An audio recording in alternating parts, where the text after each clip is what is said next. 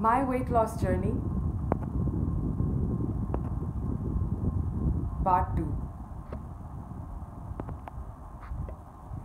Hi, this is JustJanet, and a couple of weeks ago I had made a video with regard to the before and after of my weight loss, which I got great feedback from, and people were asking me, how did you get to 140, and also how did you manage to come down to 70, literally half of what you were weighing for in a few years.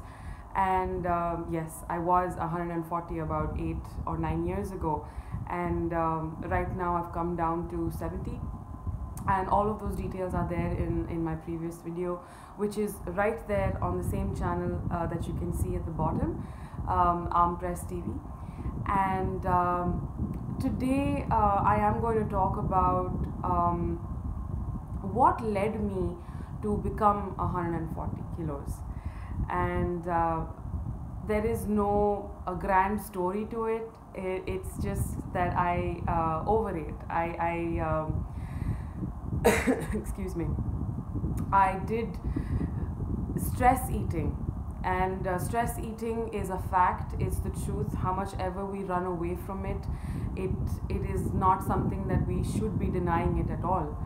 There is no fancy definition to stress eating. Research says that when you are under stress, the first thing that your body releases is adrenaline, which is also known as epinephrine, a hormone which helps you flight or fight.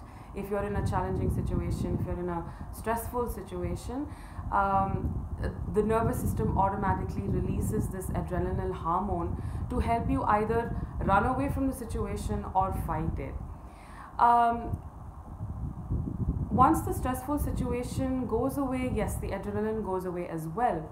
But over a period of time, when stress is a constant factor in your life, there is another hormone called cortisol, which the body releases basically to help you stay motivated. And in this state of motivation, for some of us, it also leads us to eating. Now, when we are under stress, I think some of us can relate to it, especially those of us who love food.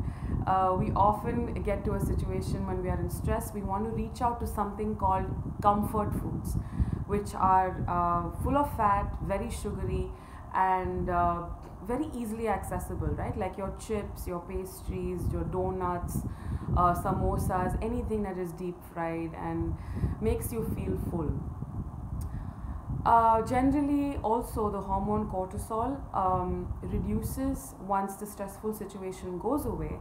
But when those stressful situations come back, this hormone cortisol always keeps you on, and keeps triggering those same feelings, saying that, okay, now you're in a stressful situation, so to help you feel like you are taking charge of the situation, why don't you go ahead and eat some comfort food, right? Which again is sugary and fat and not really something that is healthy.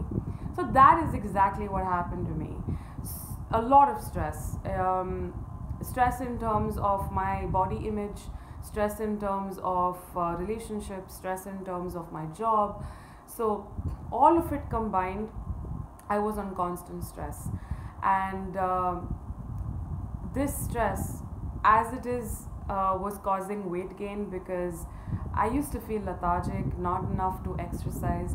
I also, the thoughts, most of the time stressful situations are when we feel we're unable to face a challenge, or we're constantly feeling like, I am doing so much but nothing is working out for me.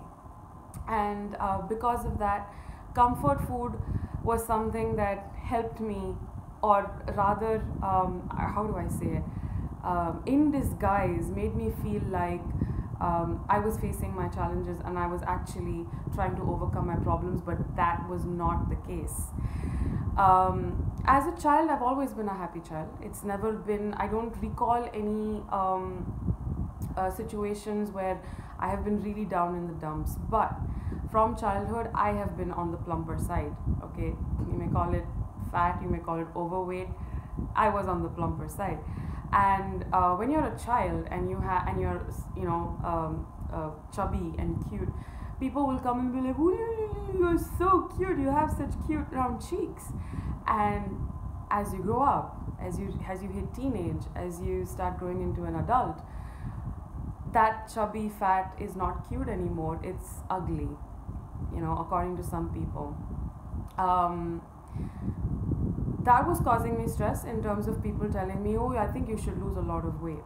But then again, people would not really tease me up front, but sometimes you happen to meet a relative and the first thing that they would say is, "Oh my god, you've put on so much weight." I mean, more than asking, "How are you? How are things going? How is your life shaping up?" the first thing that people would notice is your weight. And I'm sorry to say this, but most of the time it's women who are constantly sizing you up with regard to your weight, how your hair is, how your skin is, what is going on. And then the older women, the aunties, I would like to say, constantly tell you things like, "I think you should lose some weight, because then who will marry you?" So these kind of stressors, when they come towards you, and nobody really tells you how to solve the problem. Yes, I know I'm chubby. Yes, I know I'm fat. Can you help me understand how to lose that weight? Instead of telling me, "Lose the weight, you figure it out, we will just stand there and comment," right? That is one part of the stress, I would say, that when society gives you this thing of saying, because you are fat and because you are chubby, you're not beautiful, which is like so not true. That is not the truth. People fail to see who you are as a human. Yes, I'm not saying that people who are overweight are not beautiful. Not at all. Not at all. But what that being overweight was doing to me was affecting my health. And like in my previous video that I have mentioned, with a family history of diabetes and cholesterol and heart attacks, it is important for you to keep a check on your health. Anyway, coming back to my story of how I became 140, without anyone having to talk to, and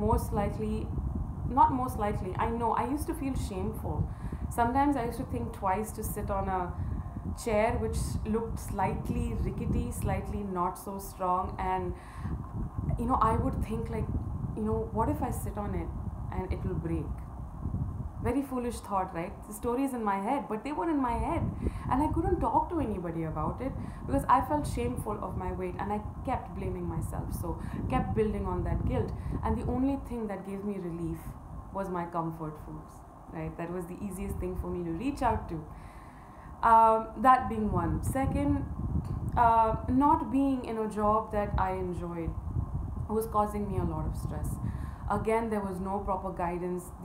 The idea that society gives you is, you finish your education, you find a job, and whatever job it is, get into it. If it is paying you well, then keep at it, whether you like it, whether you don't like it, whether your boss is driving you up the wall, whether you are having sleepless nights because of work, you're working for like 18 hours a day, not giving your body the rest that it needs. That also adds to your stress, right? And so the cortisol levels keep increasing in your body, and because of that you continue eating. That turns out into overeating, and then you just land up putting on tons of weight, right? So that was one. And then a whole lot of relationships, where I got into this relationship where initially I felt like, oh my god, this guy really loves me so much.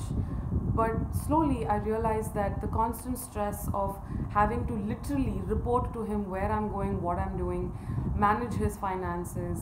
When I say manage his finances, it's not like he had the money. I had to pay for all his expenses, at least most of them. And the constant stress of saying, where is all my money going?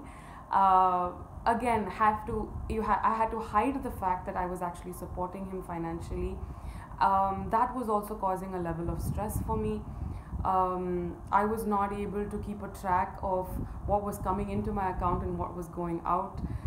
So all of this put together actually led me to being that 140 kilos. And honestly, with all of that stress, I didn't realize, I honestly did not realize I was going way beyond being healthy anymore.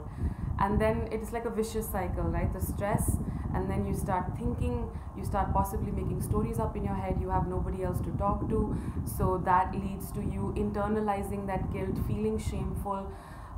That causes another level of stress mentally, which will affect you physically, because the brain is trying to balance what you're thinking and feeling as well as your bodily functions.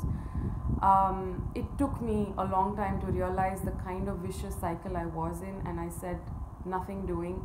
There is that one episode of going to the garment store or a clothes store and not being able to find what I want to wear, which is there in a previous video. Was my turning point, and that's how I came to wanting to reduce weight, shutting that, those stupid voices in my head saying it's not possible, you've gone way too far. I did speak to a couple of friends who encouraged me, who truly saw me for who I am, who encouraged me to take that first step and move forward. So what are the takeaways from this video? I'd like to make my videos and end them with the takeaways. The takeaways are, if you are in a stressful situation and you can't seem to get rid of latching on to those comfort foods every single time you are stressed, talk to somebody. It's very important. Sometimes a disease might trigger you wanting to reduce your weight, but you don't know how. Please do talk to somebody. This is a serious issue. It is not something that you can fight by yourself. You need the support of anyone who does not judge you on basis of your weight. And anything else that other people have to say with regard to oh my god, you should lose weight, otherwise who will marry you, or things like don't sit on that chair, it might just break, your weight is like not that great. Don't listen to them, all right? It's just going to make you feel down and out. Believe in yourself. It is possible for you to get away from stressful eating. Ask me, I know, I've been there. So with this note, I'd like to say more love and more power to you, whoever is trying to get on to a weight loss journey. I will come with my next video very soon, talking about how it is important for you to align your desire of losing weight to what you are thinking mentally. So do stay tuned in, and I will see you soon. Bye bye.